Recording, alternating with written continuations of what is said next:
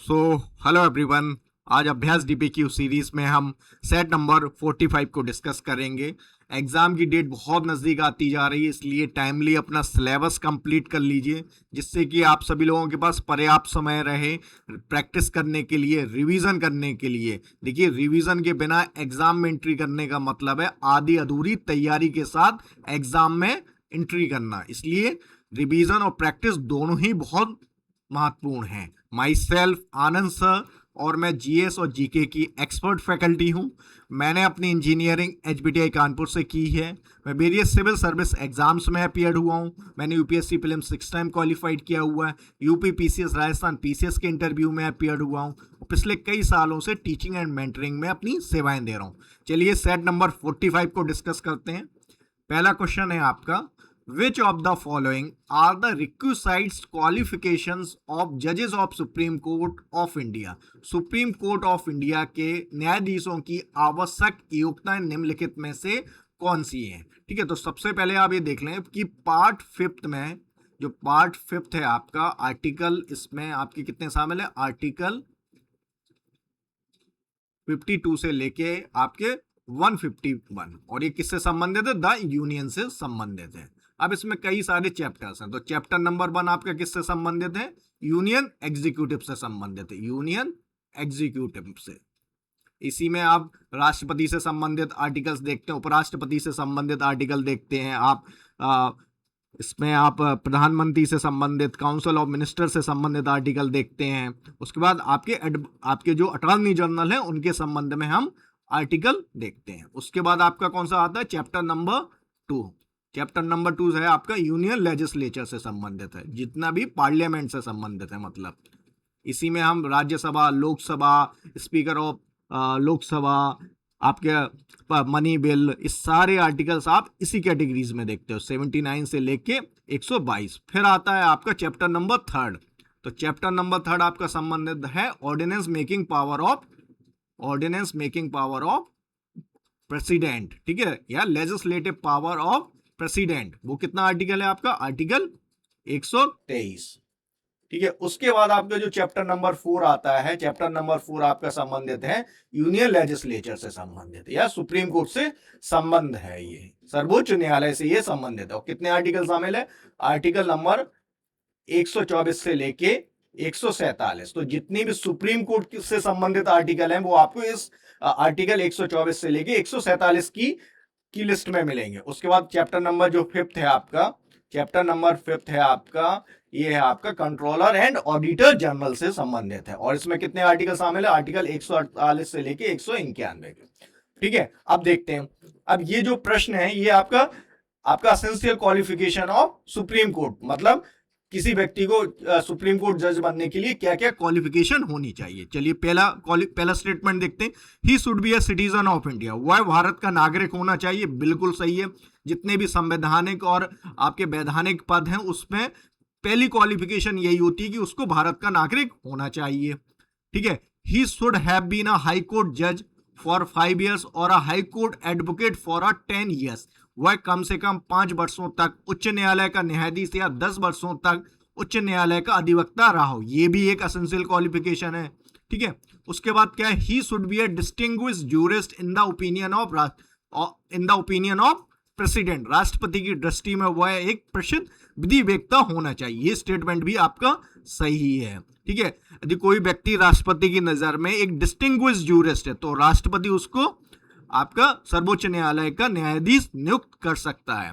He should be a minimum of 35 year old, उसकी न्यूनतम आयु 35 वर्ष होनी चाहिए। देखिए, संविधान में आपका जो सुप्रीम कोर्ट जज हैं उनकी मिनिमम एज मेंशन नहीं की गई, अपर एज भले ही मेंशन है। भाई, जो भी जज 65 ईयर्स के हो जाते हैं वो रिटायर्ड हो जाते हैं आपके, मतलब 65 मैक्सिमम लिमिट है किसी भी व्यक्ति को सुप्रीम कोर्ट के जज बनने के लिए, मतलब 65 के बाद वो रिटायर्ड हो जाएगा। मिनिमम जज कहीं पे भी मिनिमम एज मेंशन नहीं है, तो इस वजह से ये स्टेटमेंट आपका गलत हो जाएगा। अच्छा, इस प्रश्न को आप एलिमिनेशन टेक्निक के माध्यम से भी सॉल्व कर सकते थे।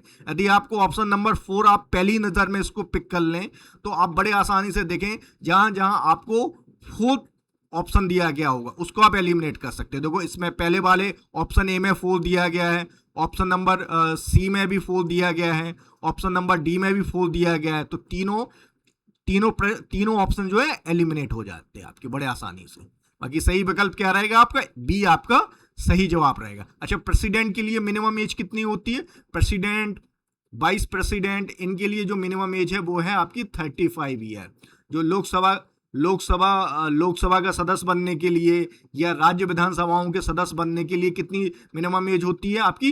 25 ईयर होती है। पंचायत के इलेक्शन लड़ने के लिए आपकी मिनिमम एज कितनी होती है? 21 होती है। कमेंट में आप मुझे ये बताइएगा कि राज्यसभा का सदस्य बनने के लिए मिनिमम एज कितनी होनी चाहिए। चलिए सर्वोच्च न्यायालय से संबंधित कुछ इंपॉर्टेंट आर्टिकल्स देखते हैं। आर्टिकल 124 के तहत आपका सुप्रीम कोर्ट को गठित किया गया। इसके establishment and constitution of supreme court, सर्वोच्च न्यायालय की स्थापना और संरचना आपका आर्टिकल 124 के तहत। उसके बाद जो आर्टिकल 129 है या अनुच्छेद 129 है, ये किससे संबंधित है? Supreme court as a court of record.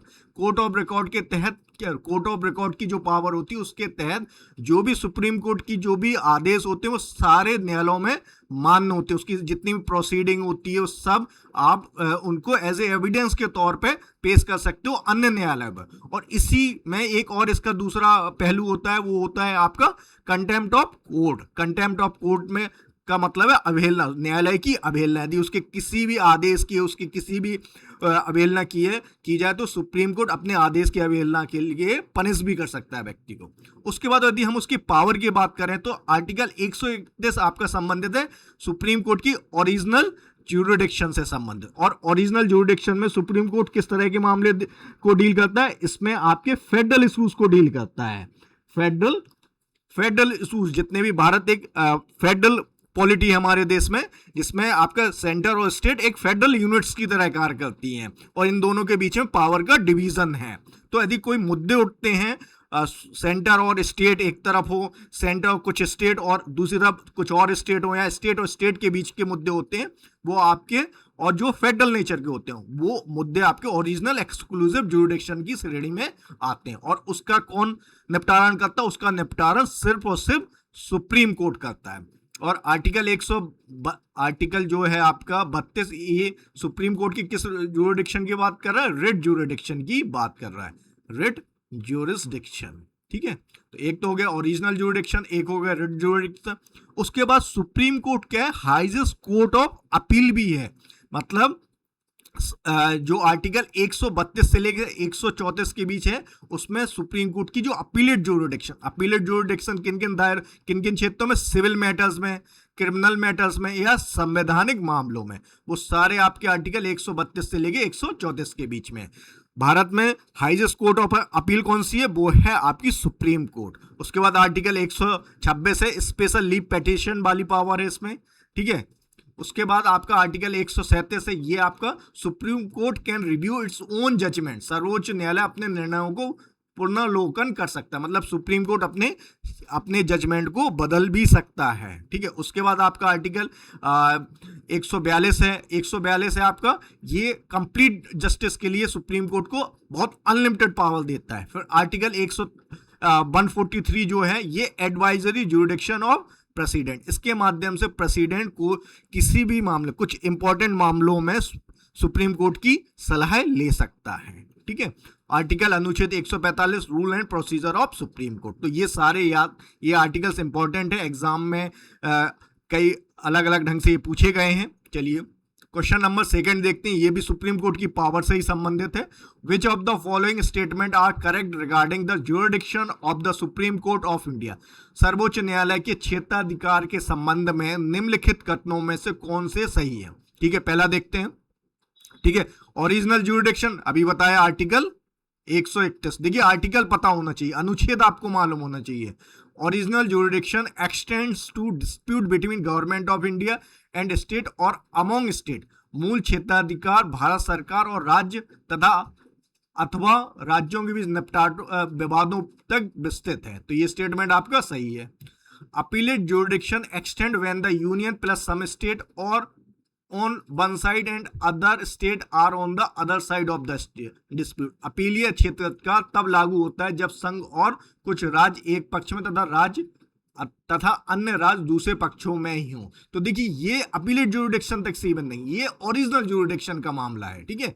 ये वो मुद्दे हैं जो अपीलेट ओरिजिनल ज्यूरिडिक्शन में आते हैं, ठीक है। अपीलेट ज्यूरिडिक्शन का नहीं, ओरिजिनल है, ठीक है। तो ये स्टेटमेंट आपका गलत हो जाएगा। अंडर आर्टिकल 129 और 142 the supreme court has the power to punish for contempt of court. तो अनुच्छेद 129 और 142 के अंतर्गत सर्वोच्च न्यायालय को न्यायालय की अवमानना के लिए दंड देने की शक्ति प्राप्त है। ये स्टेटमेंट आपका सही है, ठीक है। आर्टिकल 129 है कोर्ट ऑफ रिकॉर्ड और आर्टिकल 142 है आपका कंप्लीट जस्टिस। तो ये स्टेटमेंट आपका सही हो जाएगा। As of now international commercial arbitration can not be initiated in the supreme court.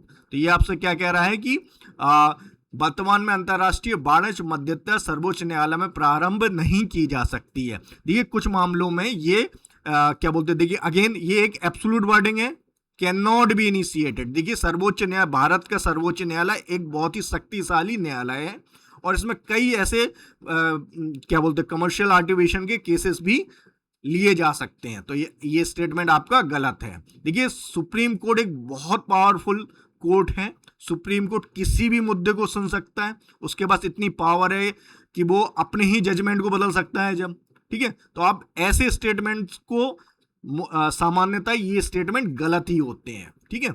अच्छा तो सही जवाब क्या रहेगा, जिसमें पहला सही है आपका और थर्ड सही है। अब option number first and third only दिया गया है, ऑप्शन नंबर सेकंड में सेकंड एंड फोर्थ दिया गया है, सी में आपका 1 3 4 दिया गया है, डी में आपका 1 3 4 1 3 1 2 3 4 सारे। तो सही जवाब क्या रहेगा आपका, ऑप्शन नंबर ये आपका रहेगा, ठीक है, सुप्रीम कोर्ट, ठीक है। उसी तरीके से कमेंट में आप मुझे बताइएगा सर्वोच्च हाई कोर्ट की कितनी पावर्स हैं, ठीक है। अगला प्रश्न देखते हैं, the supreme court of India came into existence on, ठीक है। सुप्रीम कोर्ट ऑफ इंडिया सर्वोच्च न्यायालय की स्थापना कब हुई थी? ऑप्शन क्या है, 30 जनवरी 1935। अभी तो भारत आजाद भी नहीं हुआ है। देखिए जितने भी आपके 1947 से पहले के विकल्प है उन्हें तो एलिमिनेट कर दो, क्योंकि सुप्रीम कोर्ट की स्थापना कब हुई, जब भारत का संविधान लागू हो गया उसके बाद सुप्रीम कोर्ट की स्थापना होती है। तो पहला स्टेटमेंट, पहला ऑप्शन गलत हो गया। दूसरा 26 जनवरी 1950 ये हो सकता है। 15 अगस्त 1947 भारत आजाद हुआ था, इंडिपेंडेंस डे है हमारा, ठीक है। और 2 अक्टूबर 1952। तो देखिए 26 जनवरी 1950 को आपका सुप्रीम कोर्ट का गठन हुआ था। अच्छा पहला जो केस सुना गया था वो आपका 28 जनवरी 1950 को सुना गया था। गठन आपका 26 जनवरी 1950 को हो गया था, लेकिन पहला केस आपका मतलब 28 जनवरी 1950 से भारत के सर्वोच्च न्यायालय ने कार्य करना प्रारंभ कर दिया था। तो सही जवाब क्या रहेगा, ऑप्शन नंबर बी आपका सही जवाब रहेगा। अगला प्रश्न देखते हैं, प्रश्न number 4, with reference to Ishwar Chand Vidyasagar consider the following statement. तो ईश्वर चंद विद्यासागर के संदर्भ में निम्नलिखित कथनों पर विचार कीजिए, ठीक है। पहला प्रश्न क्या है, अब देखिए ईश्वर चंद विद्यासागर एक समाज सेवक है, एक शिक्षक है, जो महिलाओं की शिक्षा को बढ़ावा देने के लिए इन्होंने बहुत कार्य किए, बहुत सारे स्कूलों को खोला इन्होंने, ठीक है। और इन्होंने कम से कम आपके 35 के करीब 35-40 के करीब आपके स्कूल्स को खोला था, ठीक है। अच्छा इनका जो टाइम पीरियड रहता है उसको भी आप एक बार नोट कर लें। टाइम पीरियड रहता है ईश्वर चंद विद्यासागर, इनको विद्यासागर क्यों बोलते हो, क्योंकि ये बहुत विद्वान व्यक्ति थे, संस्कृत और भारतीय फिलॉसफी के एक बहुत बड़े विद्वान थे, इसलिए इनको विद्यासागर बोलते हैं, ओशन ऑफ नॉलेज, ठीक है।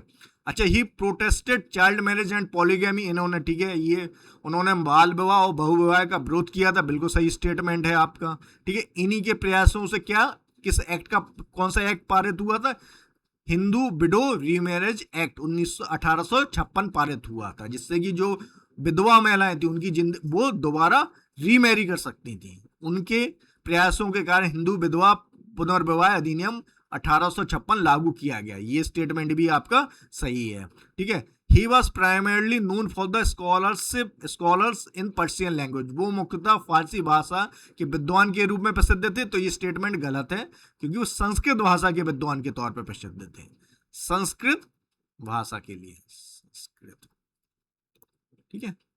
कमेंट में आप मुझे ये बताइए, क्या संस्कृत भारत के शेड्यूल 8 लैंग्वेज है? क्या संस्कृत शेड्यूल 8 लैंग्वेज है? एक तो देखिए आपके यहाँ शेड्यूल 8 लैंग्वेज होती हैं, शेड्यूल 8 लैंग्वेजेस हैं, और क्लासिकल लैंग्वेजेस भी हैं। ठीक है, क्लासिकल लैंग्वेजेस भी हैं। कमेंट में आप मुझे बताइएगा कि क्या आपका संस्कृत शेड्यूल 8 लैंग्वेज है कि नहीं है। ठीक है, और क्लासिकल लैंग्वेज। तो सही जवाब क्या रहेगा इस प्रश्न का? इस प्रश्न का सही जवाब रहेगा आपका, जहां आपका 1 और 2 शामिल हो, तो बी ऑप्शन आपका सही जवाब रहेगा। अगला प्रश्न देखते हैं हम। अगला प्रश्न है, who among the following wrote Gulamgiri? ठीक है, निम्नलिखित में से गुलामागिरी किसने लिखी? ऑप्शन क्या है आपके? ज्योतिबा फुले, ऑप्शन बी है आपके बाल गंगाधर तिलक, ऑप्शन सी है महात्मा गांधी, और बी आर अम्बेडकर। तो गुलामागिरी आपकी किसने लिखी है? ज्योतिबा फुले ने लिखी है। ज्योतिबा फुले का संबंध आपका गुलामागिरी से है। ठीक है, और इन्होंने ये आपकी कब लिखी थी ये पुस्तक? ये लिखी थी आपने 1873 में। ठीक है, और इन्होंने ही आपकी किसकी स्थापना की थी? सत्य शोधक समाज की, सत्य शोधक समाज की स्थापना की थी।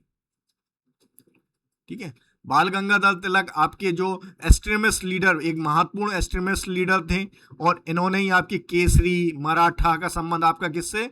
केसरी मराठा, शिवाजी फेस्टिवल, गणपति फेस्टिवल, और होम रूल मूवमेंट आपका, होम रूल मूवमेंट आपका। ठीक है, ये इनका संबंध आपका बाल गंगाधर तिलक से है। महात्मा गांधी किसी परिचय इनका तो सबको मालूम है क्या क्या इन्होंने किया है। महात्मा गांधी हिंद स्वराज, हरिजन सेवक संघ, हरिजन सेवक संघ। ठीक है, और बी आर अम्बेडकर ने आपका कौन सा? बी आर अम्बेडकर आपके कौन है? बी आर अम्बेडकर आपके जो एक महत्वपूर्ण क्या बोलते हैं, चेयरमैन ऑफ ड्राफ्टिंग कमेटी हैं। ठीक है, भारत के संविधान में निर्माण में इन्होंने बहुत महत्वपूर्ण भूमिका निभाई। इन्होंने ही आपके एनिहिलेशन ऑफ कास्ट लिखा, एनिहिलेशन ऑफ कास्ट।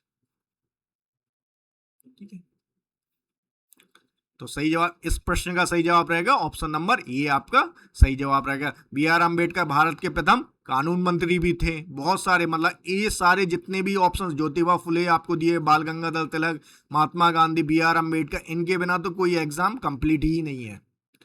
अगला प्रश्न देखते हैं, which of the following statement about the Badami cave is correct? ठीक है, बादामी केप के बारे में निम्नलिखित में से कौन सा कथन सही है?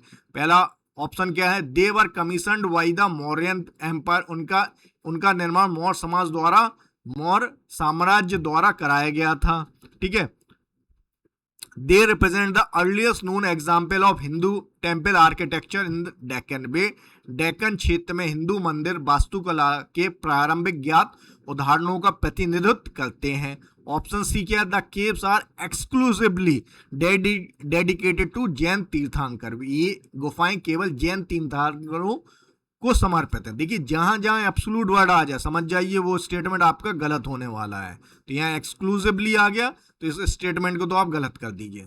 दे are located in Aurangabad district of Maharashtra. वे महाराष्ट्र के औरंगाबाद जिले में स्थित हैं। तो ये स्टेटमेंट भी गलत है। औरंगाबाद डिस्ट्रिक्ट अब संभाजी नगर के तौर पे इसका नाम, औरंगाबाद डिस्ट्रिक्ट का नाम बदल के अब संभाजी नगर कर दिया गया है। और औरंगाबाद डिस्ट्रिक्ट में क्या है आपका? अजंता एंड एलोरा केव्स हैं। अजंता एंड एलोरा केव्स हैं। एलोरा केव्स हैं। ठीक है, तो इस प्रश्न का सही जवाब क्या रहेगा? इस प्रश्न का सही जवाब रहेगा option number B. They represent the earliest known example of Hindu temple architecture in the Deccan. ठीक है, और ये किस डायनेस्टी से संबंधित है? ये आपका चालुक्स ऑफ बादामी से संबंधित है। आपका चालुक्स ऑफ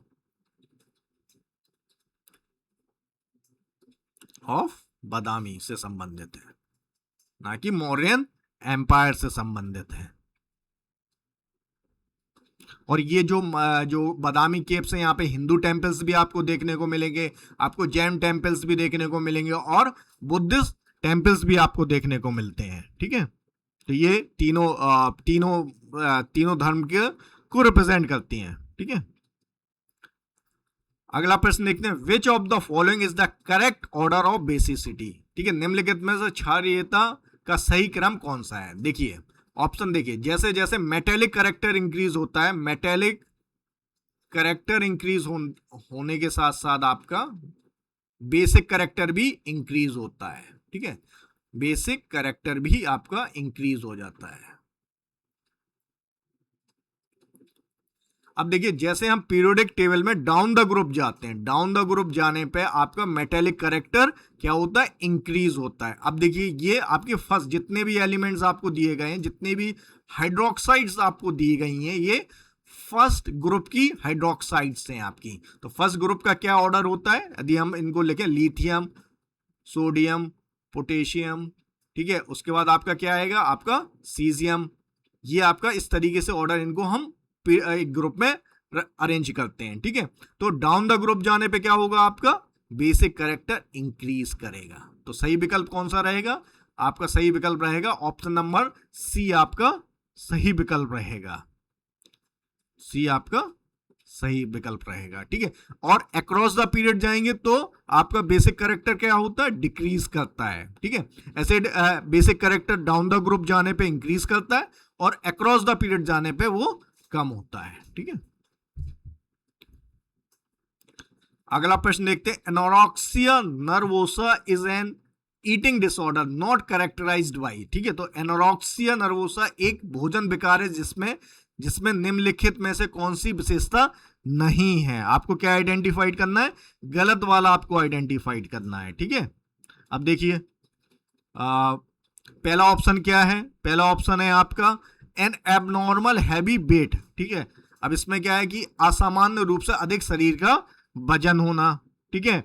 ऑप्शन नंबर बी क्या है, an intense fear of gaining weight, ठीक है, वजन बढ़ने का अत्यधिक डर, a distorted perception of weight, वजन के बारे में विकृत धारणा, trying to lose weight by exercising excessively, ठीक, अत्यधिक व्यायाम करके वजन कम करने का प्रयास। देखिए एनोरेक्सिया नर्वोसा क्या होती है, एक मानसिक बीमारी होती है जिसमें व्यक्ति को क्या होता है कि एक ऐसा उसको लगता है कि उसका वजन बढ़ रहा है, ठीक है, एक खाने का विकार होता है और गंभीर मानसिक स्वास्थ्य होता है। वजन यथासंभव कम रखने का प्रयास करते हैं, मतलब इस बीमारी में लोग अपने वजन को नियंत्रण रखना चाहते हैं और वो ऐसा कई ढंग से करते हैं। या तो वो क्या है कि खाना छोड़ देंगे या बहुत एक्सरसाइज करने लग जाएंगे।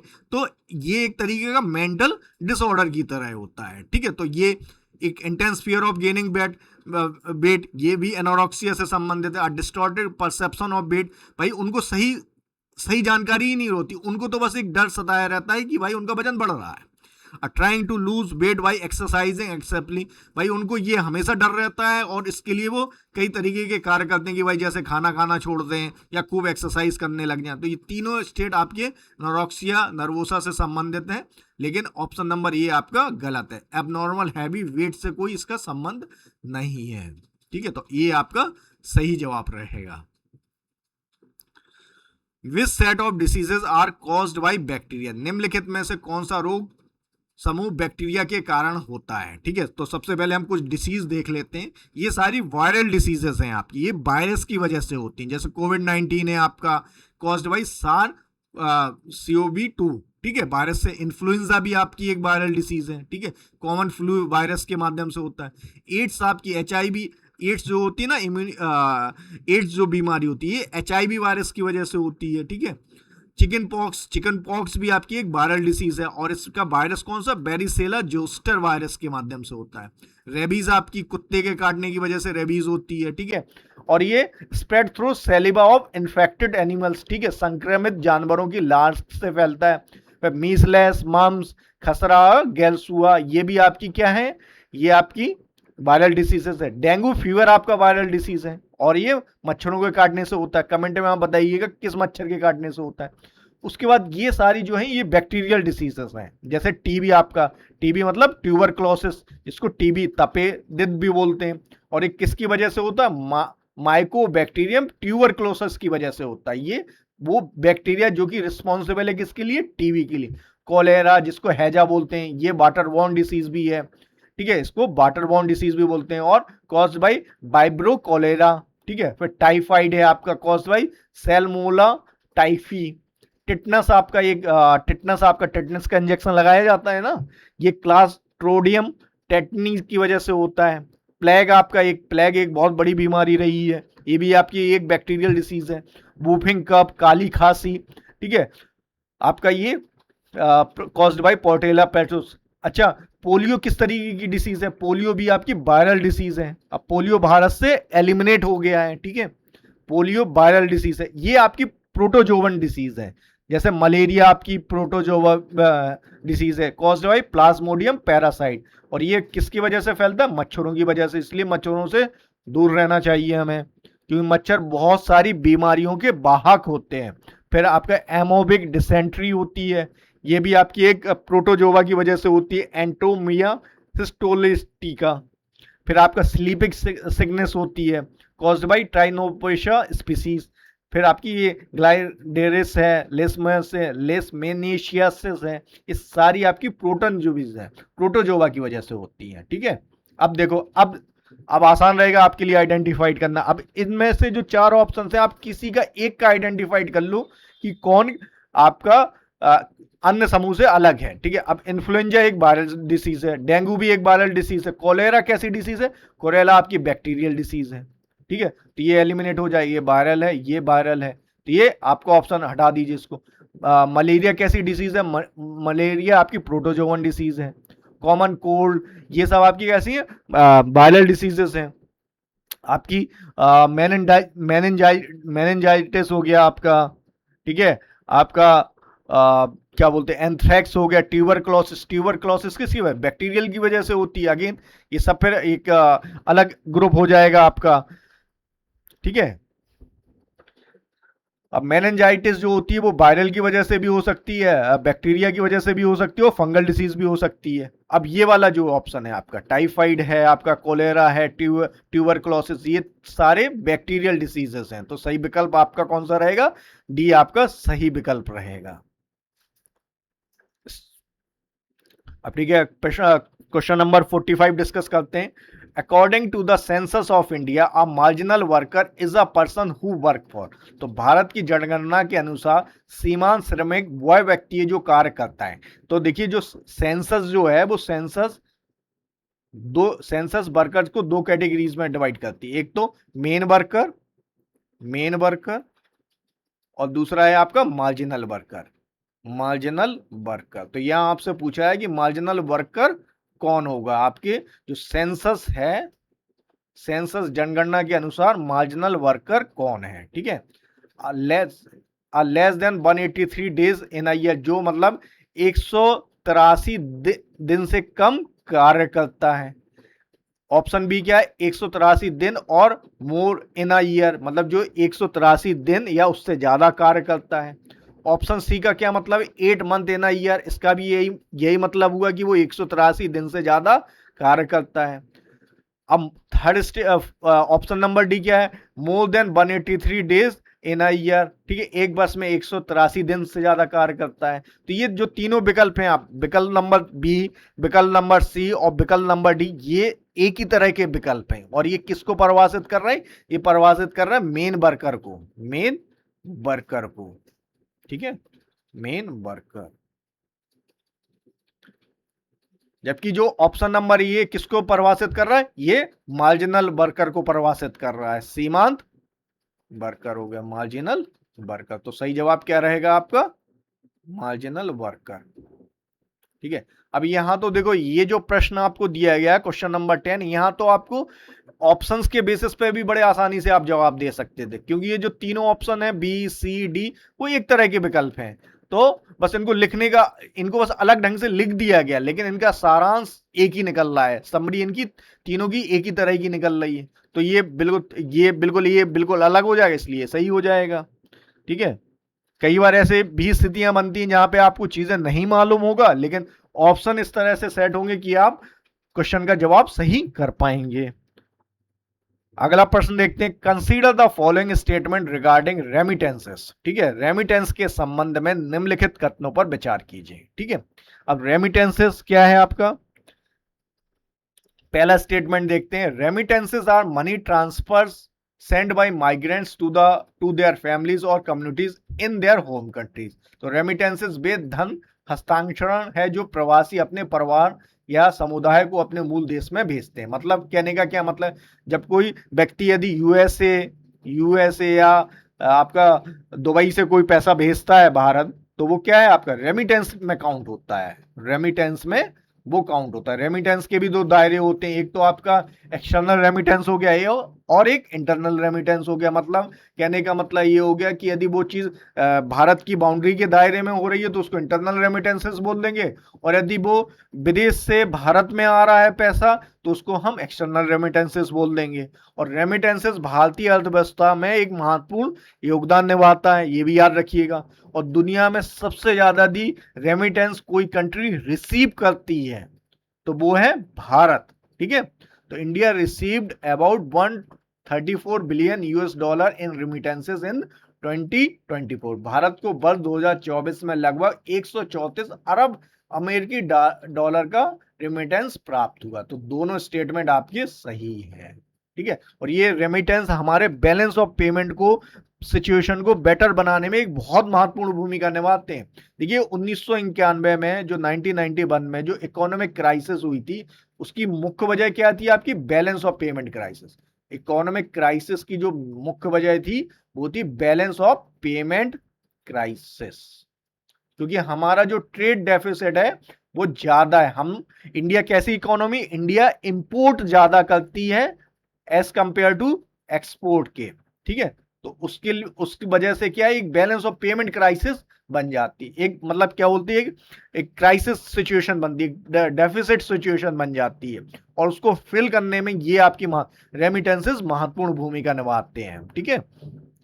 तो इसमें से आपको क्या आइडेंटिफाइड करना, which of the above is are correct, उपयुक्त में से कौन सा कथन सही है। ऑप्शन नंबर ए में ओनली 1 दिया है, ऑप्शन नंबर बी में ओनली 2 दिया है, ऑप्शन सी में बोथ 1 एंड 2 दिया गया है, ऑप्शन नंबर डी में नाइदर 1 और 2। तो सही जवाब क्या रहेगा आपका, ऑप्शन नंबर सी आपका सही जवाब रहेगा। अच्छा, कमेंट में आप मुझे बताइएगा इंडिया सबसे ज्यादा रेमिटेंसेस किस कंट्री से रिसीव करता है, ठीक है। अगला प्रश्न देखते हैं, consider the following statement regarding cotton cultivation in India. Bharat में कॉटन की खेती के संबंध में निम्नलिखित कथनों पर विचार कीजिए। पहला ऑप्शन क्या है, पहला स्टेटमेंट क्या है, cotton is generally classified as kharif crop in the most part of India.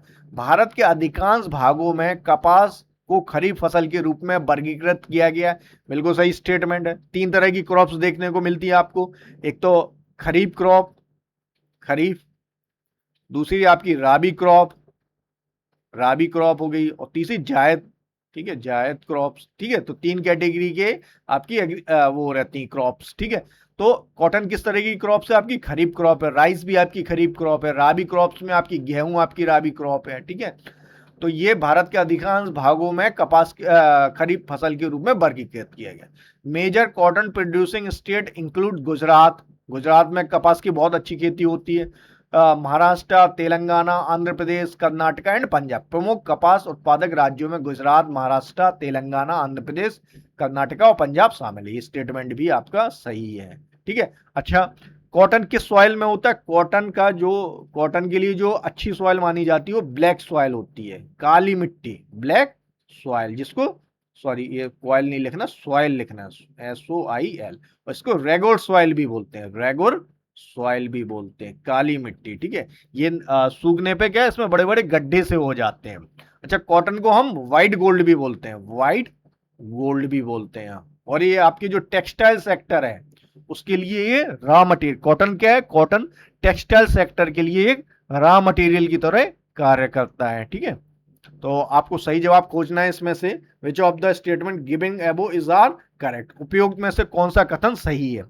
Option number A only 1, option number B में ओनली 2, ऑप्शन नंबर सी में बोथ 1 एंड 2 दिया गया, ऑप्शन नंबर डी में नाइदर 1 और 2। तो सही जवाब क्या रहेगा आपका, ऑप्शन नंबर सी आपका सही जवाब रहेगा। इसलिए आप देखेंगे जितनी भी टेक्सटाइल मिल्स हैं ये ज्यादातर आपको कहां, गुजरात, महाराष्ट्र, यहां ज्यादा देखने को मिलेंगी, ठीक है।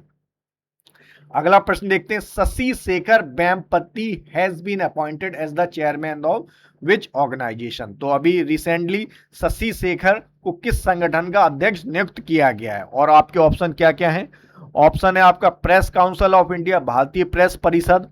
ऑप्शन बी है आपका central board of film certification, केंद्रीय फिल्म प्रमाणन board.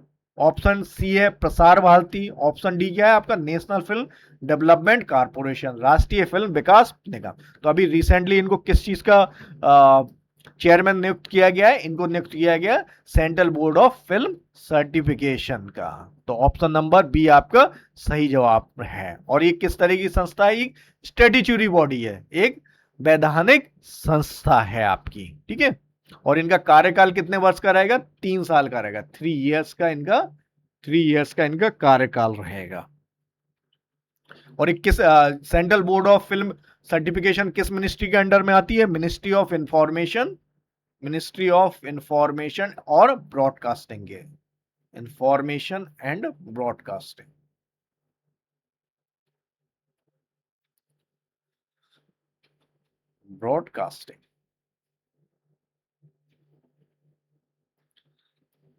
Okay, question number 14 discuss करते हैं। If a person is ready to work at a prevailing wage rate in the market but is unable to find work, what type of unemployment is this called? यदि कोई व्यक्ति बाजार में प्रचलित मजदूरी दर पर काम करने के लिए तैयार है लेकिन उसे काम नहीं मिलता, तो इस प्रकार की बेरोजगारी कहा जाएगा। तो वॉलेंटरली ऑप्शन है कि क्या कह रहा है कि कोई व्यक्ति जो मतलब अर्थव्यवस्था में जो मजदूरी उसको मिल रही है, यदि उस रेट पे वो कार्य करने के लिए तैयार है, उसके बावजूद भी उसको कार्य नहीं मिल रहा है, तो वो किस तरह की अनएम्प्लॉयमेंट की कैटेगरीज में आएगा? अनएम्प्लॉयमेंट आपका क्या होता है? अनएम्प्लॉयमेंट में क्या है कि व्यक्ति कार्य करना चाह रहा है लेकिन उसको कार्य मिल नहीं रहा है। अब बेरोजगारी कई तरह की होती है। एक तो जैसे आपकी स्ट्रक्चरल अनएम्प्लॉयमेंट होता है। अनएम्प्लॉयमेंट को यदि हम वर्गीकरण करें तो अनएम्प्लॉयमेंट आपके कितने तरह के होते हैं? आपकी स्ट्रक्चरल अनएम्प्लॉयमेंट होता है आपका, ठीक है। स्ट्रक्चरल मतलब यह स्किल मिसमैच हो रही। स्ट्रक्चरल अनएम्प्लॉयमेंट में क्या होता है? स्किल मिसमैच हो रही कि मतलब जिस चीज की डिमांड है, जो स्किल सेट के व्यक्ति की जरूरत है और जो व्यक्ति के पास स्किल सेट है उसमें फर्क है। तो स्ट्रक्चरल में क्या है? स्किल मिसमैच है। एस से स्ट्रक्चरल, एस से स्किल मिसमैच, ठीक है। उसके बाद आपका क्या है? उसके बाद आपका फ्रिक्शनल अनएम्प्लॉयमेंट होता है। फ्रिक्शनल अनएम्प्लॉयमेंट होता है कि भाई जो मतलब आप जब जॉब सर्च कर रहे होते हैं उस वक्त जब आप अनएम्प्लॉयमेंट होता है उसको आप क्या बोल रहे हैं?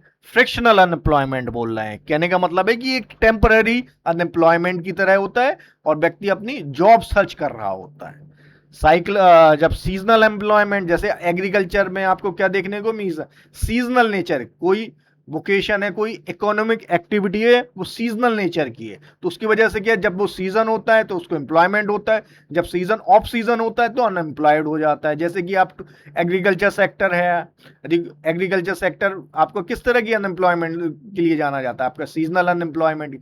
टूरिज्म सेक्टर है, अभी 12 महीने नहीं चलता है टूरिज्म भी, एग्रीकल्चर एक्टिविटीज भी आपकी 12 महीने नहीं चलती। तो यहाँ आपको किस तरह का अनएम्प्लॉयमेंट देखने को मिलता है? सीजनल अनएम्प्लॉयमेंट देखने को मिलता है, ठीक है। एक होती है डिस्गाइज्ड अनएम्प्लॉयमेंट। डिस्गाइज्ड अनएम्प्लॉयमेंट वहां देखने को मिलती है जहां व्यक्ति मतलब किसी कार्य को करने के लिए 2 व्यक्ति की जरूरत है लेकिन उस कार्य को 4 व्यक्ति कर रहे हो या 3 व्यक्ति कर रहे हो, तो वहां आपको डिस्गाइज्ड अनएम्प्लॉयमेंट देखने को मिलती है। डिस्गाइज्ड अनएम्प्लॉयमेंट को हिडन अनएम्प्लॉयमेंट भी बोलते हैं, ठीक है। अब एक होती है वॉलेंटरली अनएम्प्लॉयमेंट की व्यक्ति स्वयं से ही कार्य नहीं करना चाहता है। ये वॉलेंटरली अनएम्प्लॉयमेंट आपको डेवलप्ड इकोनॉमी में ज्यादा देखने को मिलती है। और ये चीज इसलिए होती क्योंकि डेवलप्ड इकोनॉमी में क्या होता है कि बेरोजगारी भत्ता अच्छा खासा मिलता है, तो उसकी वजह से क्या होता है कि व्यक्ति स्वयं से ही कार्य नहीं करना चाहता है। लेकिन अर्थव्यवस्था में तो मतलब मार्केट में जॉब्स हैं लेकिन व्यक्ति ही कार्य नहीं करना चाह रहा है, और वो ऐसा इसलिए करता है, ऐसा कई वजहों से करता है, उनमें से एक मुख्य वजह है कि उसको बेरोजगारी भत्ता मिलेगा। तो वॉलेंटरली अनएम्प्लॉयमेंट होती। इनवॉलेंटरली, अब व्यक्ति तो कार्य करना चाह रहा है लेकिन मार्केट में जॉब्स ही नहीं है, तो उसको आपका ऑप्शन नंबर बी आपका सही जवाब रहेगा। सीजनल मैंने बता ही दिया, सीजनल मतलब जब सीजनल नेचर की वजह से, यदि जैसे एग्रीकल्चर है, सीजनल अनएम्प्लॉयमेंट का सबसे अच्छा उदाहरण है एग्रीकल्चर एक्टिविटीज से जुड़े हुए लोग। अब भाई साल भर तो कार्य नहीं रहता किसी क्षेत्रों में, तो जब वो किसी क्षेत्र में कोई कार्य नहीं चल रहा होता है तो वो खाली बैठे होते हैं, तो उसी को अनएम्प्लॉयमेंट को आप सीजनल एम्प्लॉयमेंट की कैटेगरीज में रखते हैं। अगला प्रश्न देखते हैं, consider the following statement regarding the international big cat alliance summit. ठीक है, international big cat alliance summit के संबंध में निम्नलिखित कथनों पर विचार कीजिए। India will host the first international big cat alliance summit in New Delhi in June 2026। ठीक है, तो भारत जून 2026 में नई दिल्ली में पहले इंटरनेशनल बिग कैट अलायंस शिखर सम्मेलन की मेजबानी करेगा। ये स्टेटमेंट आपका सही है। ठीक है, the theme of the summit is save big cat, save humanity, save ecosystem. तो शिखर सम्मेलन का मुख्य विषय है save big cat, save humanity और सेव इकोसिस्टम। ये स्टेटमेंट भी आपका सही है। अब देखिए बिग कैट्स हैं, कितनी बिग कैट्स हैं आपकी? 7 बिग कैट्स हैं आपकी बिग कैट्स। अभी ये आपकी जो आपकी इकोसिस्टम, ये इकोसिस्टम में बहुत महत्वपूर्ण भूमिका निभाती है। ये एपेक्स प्रेडेटर की तरह हैं, आपकी एपेक्स प्रीडेटर्स की तरह होते हैं। Which of the statement above are correct? उपयुक्त में से कौन सा कथन सही है? Option number A only 1, option number B only 2, option number C में क्या दिया गया है आपका? ऑप्शन नंबर सी में आपका दिया गया है both 1 and 2, option number D में नाइदर 1 और 2। तो सही जवाब क्या रहेगा? ऑप्शन नंबर बी आपका सही जवाब रहेगा। अब इसमें बिग कैट्स में क्या क्या शामिल है आपका? लायन है आपका, इसमें आपका ल्यूपार्ड शामिल है, ल्यूपार्ड, स्नो ल्यूपार्ड भी इसी कैटेगरीज में आता है। ठीक है, इसी में आपका क्या आएगा? इसी में आपका टाइगर भी इसी कैटेगरीज में आता है। ठीक है, और ये 7 हैं, 4 मैंने मेंशन की हुई है यहाँ पे, बाकी 3 आप मुझे बताइएगा। कंसीडर द फॉलोइंग स्टेटमेंट, निम्नलिखित कथनों पर विचार कीजिए। Indian meteorological department was established in 1875 and function under the ministry of earth science. तो भारतीय मौसम विभाग है की स्थापना 1875 में हुई थी और पृथ्वी विज्ञान मंत्रालय के अंतर्गत ये कार्य करता है। तो ये स्टेटमेंट आपका सही है। South west monsoon contribute the major share of India annual rainfall. तो जो दक्षिण पश्चिम मानसून है भारत की वार्षिक वर्षा का प्रमुख भाग प्रदान करता है। तो हमारी जो लगभग 70 से 75 जो % बारिश हमारी जो होती है वो इसी मानसून के दौरान होती है। और ये मानसून कब एक्टिव रहता है? ये जून से सितंबर के बीच में एक्टिव रहता है, दक्षिण पश्चिम मानसून। और इसकी एक दक्षिण पश्चिम मानसून हो गया, एक नॉर्थ ईस्ट मानसून होता है जो कि दिसंबर मंथ में एक्टिव रहता है। ठीक है, which of the above statement giving is are correct? उपयुक्त में से कौन सा कथन सही है? ऑप्शन नंबर ओनली 1 दिया है, ऑप्शन नंबर बी में ओनली 2 दिया गया है, ऑप्शन नंबर सी में बोथ 1 एंड 2 दिया गया है, ऑप्शन नंबर डी में नाइदर 1 और 2। तो सही जवाब क्या रहेगा आपका? ऑप्शन नंबर सी आपका सही जवाब रहेगा। ठीक है, अच्छा, साउथ वेस्ट मानसून जो है, दक्षिण पश्चिम मानसून, इसकी 2 वो होती हैं आपकी साउथ वेस्ट मानसून की 2, एक तो बे ऑफ बंगाल ब्रांच होती है, बे ऑफ बंगाल ब्रांच, और दूसरी होती है आपकी Arabian sea branch, Arabian sea branch.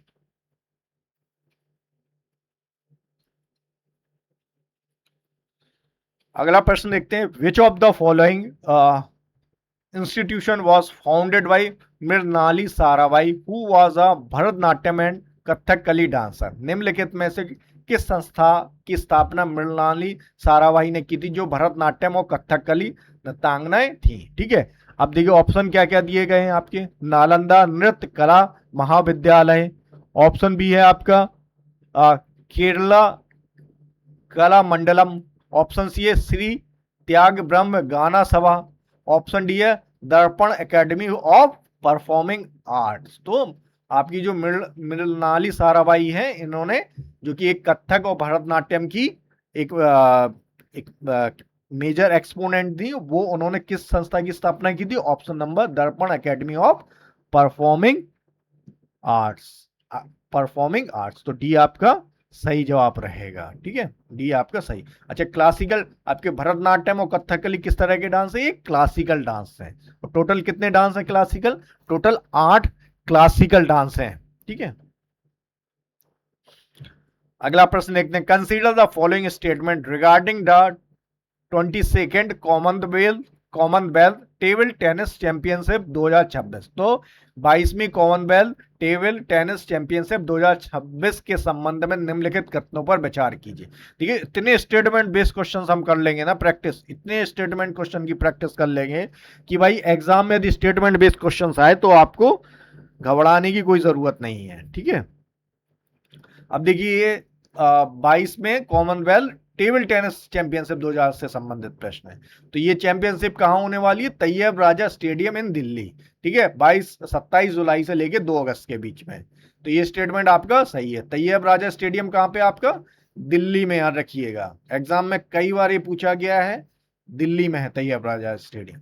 अब इसको ऑर्गेनाइज कौन करा रहा है? इसको ज्वाइंटली दिल्ली गवर्नमेंट और टेबल टेनिस फेडरेशन ऑर्गेनाइज करा रही है। तो इस आयोजन का संयुक्त रूप से दिल्ली सरकार और table tennis federation of India के द्वारा आयोजन किया जा रहा है। तो ये स्टेटमेंट भी आपका सही है। Which of the statement given above is are correct? उपयुक्त में से कौन सा कथन सही है? तो दोनों ही कथन सही है। तो सही जवाब क्या रहेगा आपका? ऑप्शन नंबर सी आपका सही जवाब रहेगा।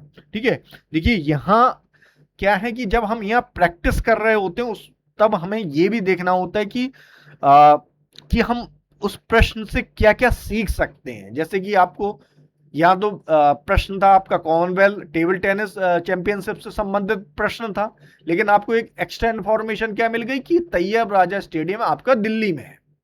ठीक है, अब आप थोड़ा सर्च भी किया करिए अपने से। जब कुछ किसी चीज को पढ़ें तो अपने से भी सर्च किया करिए। देखिए आजकल तो देखिए इजीली मोबाइल अवेलेबल है, आप अपना तुरंत गूगल कर सकते हैं। ये गूगल आज देखिए मोबाइल हर किसी के पास है, इंटरनेट की कनेक्टिविटी सभी के पास है। इंटरनेट का सदुपयोग इसी में है कि आप अपनी पढ़ाई में, जैसे आपने पढ़ा कि कॉमनवेल्थ शब्द का इस्तेमाल हुआ, तो तुरंत आप सर्च करोगे ये कॉमनवेल्थ। यदि आपको नहीं मालूम तो तुरंत सर्च करो कि कॉमनवेल्थ होता क्या है। ठीक है, अगला प्रश्न देखते हैं।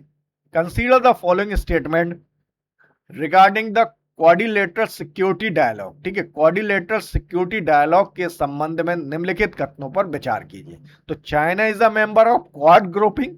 चीन क्वाड समूह का सदस्य। तो देखिए क्वाड क्या है आपका? क्वाड में कौन कौन से मेंबर्स हैं? सबसे पहले क्वाड का फुल फॉर्म है आपका क्वाड्रिलेटरल सिक्योरिटी डायलॉग।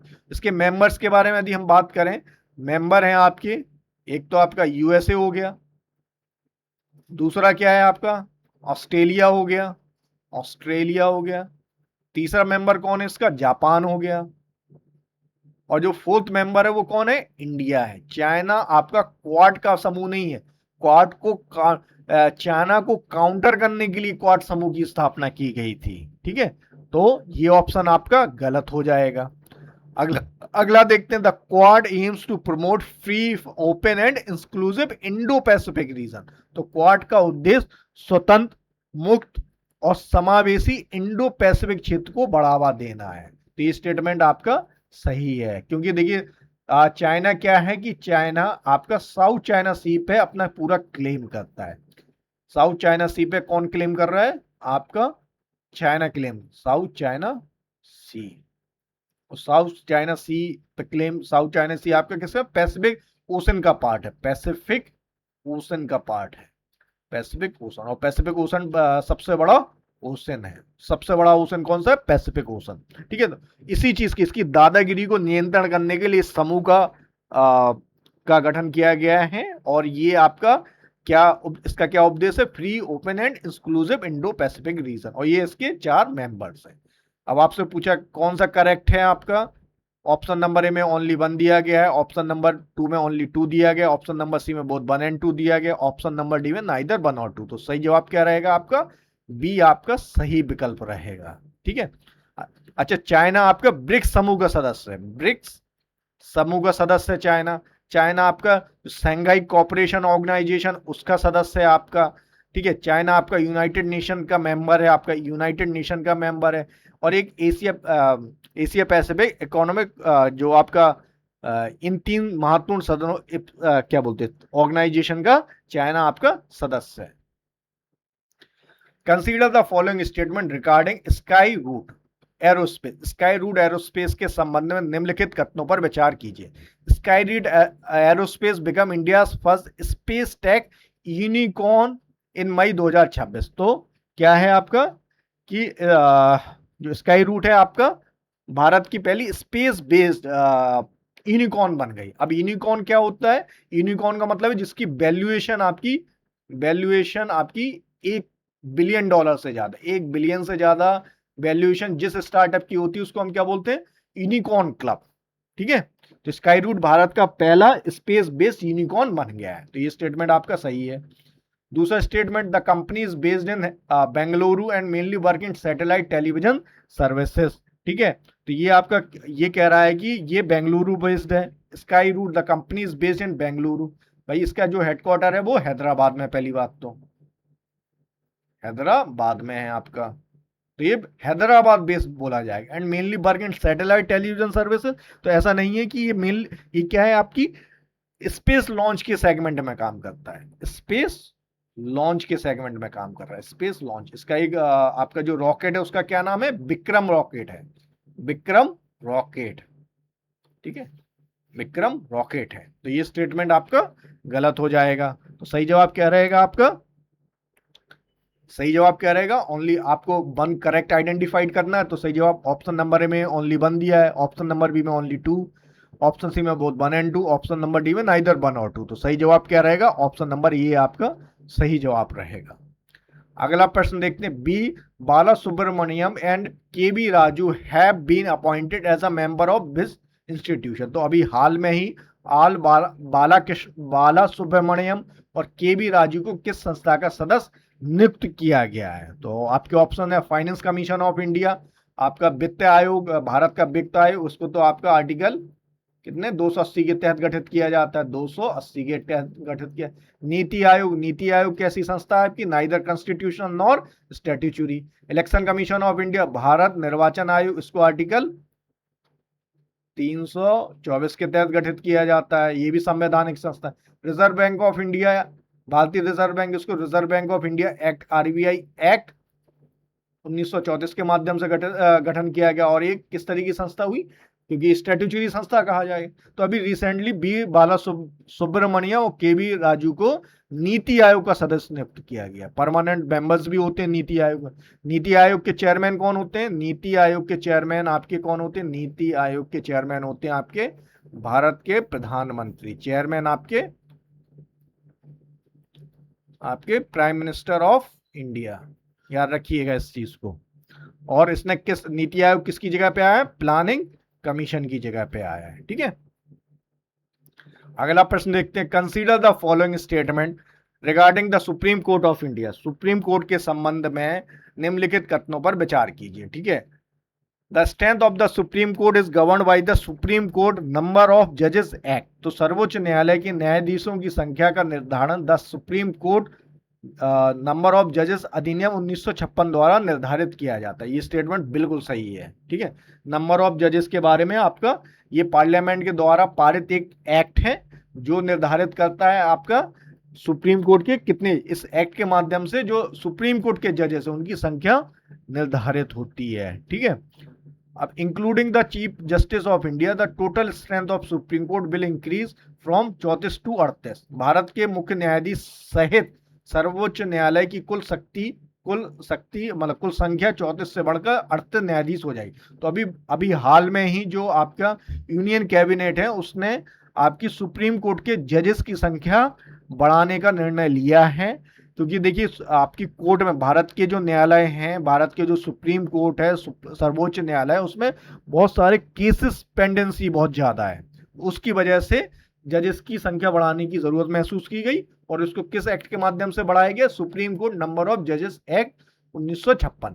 ठीक है, तो ये भी स्टेटमेंट आपका सही। अच्छा, जजेस का अपॉइंटमेंट किस आर्टिकल के माध्यम से होता है? तो आर्टिकल 124 के माध्यम से आपका जो जजेस सुप्रीम कोर्ट के जजेस हैं जो है उनका अपॉइंटमेंट किया जाता है, आर्टिकल 124। ठीक है, which of the statement given above is are correct, उपयुक्त में से कौन सा कथन सही है? ऑप्शन नंबर में only A, option number B only 2, option number C में both 1 and 2, option number D में नाइदर 1 और 2। सही जवाब क्या रहेगा? ऑप्शन नंबर सी आपका सही जवाब रहेगा। ठीक है, अगला प्रश्न देखते हैं। Electronic gold receipts for gold trading in India were launched by which institution? तो भारत में सोने के व्यापार हेतु इलेक्ट्रॉनिक गोल्ड रिसिप्ट किस संस्था द्वारा शुरू किया गया? ऑप्शन क्या है? रिजर्व बैंक ऑफ इंडिया, भारतीय reserve bank, national stock exchange, national stock exchange हो गया, security and exchange board of India, भारतीय प्रतिभूति और विनिमय बोर्ड, बॉम्बे स्टॉक एक्सचेंज। ठीक है, तो भारत में देखिए इसकी ट्रेडिंग, गोल्ड ट्रेडिंग, तो देखिए भारत में स्टॉक एक्सचेंजेस की बात करें तो दो महत्वपूर्ण स्टॉक एक्सचेंजेस हैं। स्टॉक एक्सचेंजेस में क्या होता है? आपका शेयर्स की खरीद फरोख्त होती है।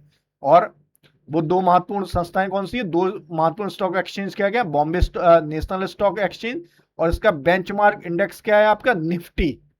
निफ्टी आपकी नेशनल स्टॉक से संबंधित, निफ्टी 50 जिसको बोलते हैं। और बॉम्बे स्टॉक एक्सचेंज का क्या है आपका सूचकांक? ठीक है, ये आपका सेंसेक्स। निफ्टी में आपकी किस तरह, निफ्टी में जो मोस्ट 50 वैल्यूएबल कंपनीज है वो निफ्टी 50 का पार्ट बनती है।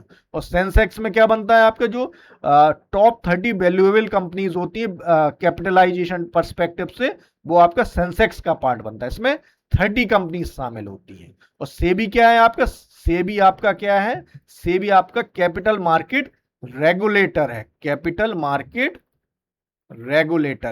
मार्केट रेगुलेटर है। और आरबीआई के बारे में तो सबको मालूम ही है। आरबीआई क्या है आपका? फाइनेंशियल सेक्टर रेगुलेटर है। Financial sector regulator. तो ये अभी रिसेंटली इलेक्ट्रॉनिक गोल्ड रिसिप्ट आपने किसने शुरुआत की है आपकी? ये आपकी शुरुआत की है इसकी बॉम्बे स्टॉक एक्सचेंज ने। ठीक है, अगला प्रश्न देखते हैं। The headquarter of the south coast railway zone will be located at which city? तो साउथ कोस्ट रेलवे का मुख्यालय किस शहर में स्थित होगा? ऑप्शन है हैदराबाद, विजयवाड़ा, विशाखापट्टनम, चेन्नई। तो अभी साउथ कोस्ट रेलवे जोन है, ये आपका इंडियन रेलवे का एक नया जोन है। नया जोन अभी रिसेंटली बनाया गया है। और ये जोन आपका कहां पे? क्या बोलते हैं उसको? The headquarter of south railway zone will be located at which city? तो इंडियन रेलवे में कितने जोन्स हैं आपके? रेलवे में कितने जोन्स हैं?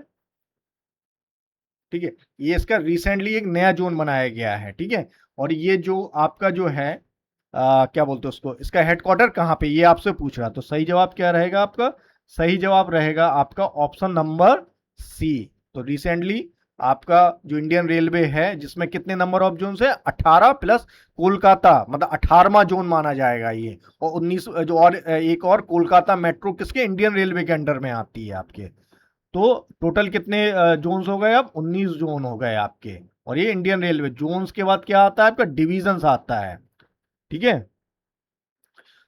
तो जोन्स के बाद आपका डिविजन आता है। अच्छा, ये जो प्रश्न नंबर 23 है, इसका सही विकल्प क्या है आपका? सही विकल्प बॉम्बे स्टॉक एक्सचेंज नहीं है, इसका सही विकल्प है आपका नेशनल स्टॉक एक्सचेंज। तो बी आपका सही विकल्प रहेगा।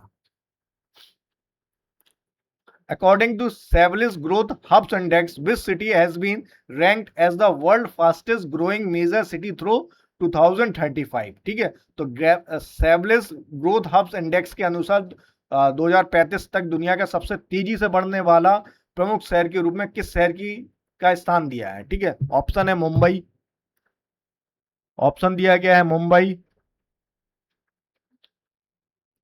ठीक है, बेंगलुरु, ऑप्शन सी है हैदराबाद, ऑप्शन डी क्या है आपका? सिंगापुर। तो सही जवाब क्या रहेगा? सही जवाब है आपका, सही जवाब रहेगा आपका ऑप्शन नंबर बी, बेंगलुरु।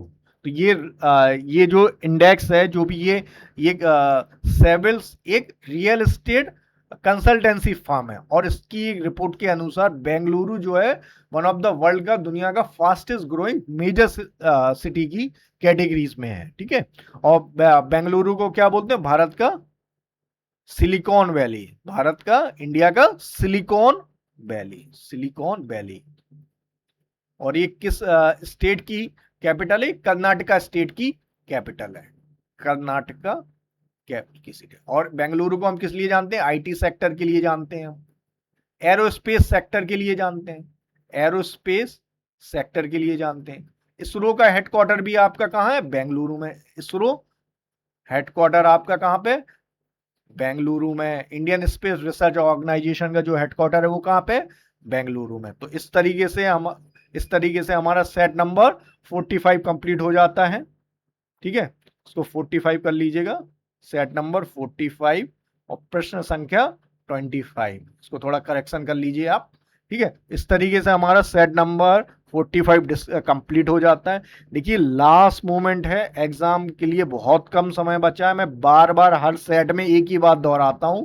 आप भी बोर हो गए होंगे कि सर एक ही बात क्यों दोहरा रहे हैं। मैं इसलिए दोहरा रहा हूं क्योंकि यही सबसे महत्वपूर्ण बात है। ये यदि आपने गांठ बांध ली अपने दिमाग में कि भाई हमको टाइमली सिलेबस कंप्लीट करना है, खूब प्रैक्टिस करनी है, रिवीजन करना है, आप मुझसे लिख लीजिए, आपका गारंटेड 2026 में आपको सरकारी नौकरी मिलेगी। फिर सारी चीजें उसके बाद चीजें आसान हो जाएंगी, लाइफ आसान हो जाएगी। परिश्रम अभी करिए, जितना परिश्रम कर सकते हैं अभी करिए। देखिए ये इससे बड़ा कोई मोटिवेशन नहीं है, क्योंकि ये आपकी लाइफ को बदल देगा, आपकी जिंदगी को बदल देगा, आपके परिवार की जिंदगी को बदल देगा। रील देखते हैं ना, जो रील बनाते हैं, जो लोग सेलेक्टेड हो जाते हैं उसके बाद जो रील्स बनाते हैं उसको देख के आप लोगों को अच्छा लगता है ना, तो आप भी रील बनाइए पहले, लेकिन सेलेक्ट हो जाइए। उसके लिए खूब मेहनत करिए, कहीं से भी पढ़ाई करिए, लेकिन अच्छे से करिए, डिसिप्लिन होके करिए, रेगुलर करिए, और कोई भी आनाकानी मत करिए, कोई भी इधर उधर की बातें मत सोचिए। कॉन्फिडेंट होके बस मेहनत करते जाइए, प्रैक्टिस करिए, प्रीवियस ईयर क्वेश्चंस लगाइए। इस अभ्यास डीपीक्यू सीरीज में प्रीवियस ईयर क्वेश्चंस भी इसमें इंक्लूड किए जा रहे हैं, और most expected questions, current affairs के क्वेश्चंस, हर तरह के क्वेश्चंस मैं इसमें इंक्लूड करता हूं। सो कीप कंटिन्यू, आप अच्छे से पढ़ाई करते जाइए। पढ़ाई करते रहोगे तो कॉन्फिडेंट रहोगे, और एग्जाम में यदि सबसे ज्यादा कोई चीज मैटर करती है वो आपका कॉन्फिडेंस मैटर करती है। बहुत सारे ऐसे स्टूडेंट होंगे जो बहुत पढ़ते होंगे लेकिन एग्जाम में अच्छा परफॉर्म नहीं कर पाते। वो सीधी सीधी एक ही समस्या है उनके साथ, एक तो लैक ऑफ कॉन्फिडेंस या प्रैक्टिस की कमी हो सकती है। लेकिन इसी चीज को ध्यान में रख के आपके रेमो सर ने, आपके एग्जामो प्लेटफॉर्म ने इस अभ्यास डीपीक्यू सीरीज की शुरुआत की है, जिससे कि आप डेली बेसिस पे प्रैक्टिस कर पाए, हर सेगमेंट पे फोकस कर पाए। इसीलिए इस अभ्यास डीपीक्यू सीरीज को एग्जामो प्लेटफॉर्म और रेमो सर कंटिन्यू किए हुए हैं। Thank you, please like share and subscribe this video. ठीक है, थैंक यू वंस अगेन।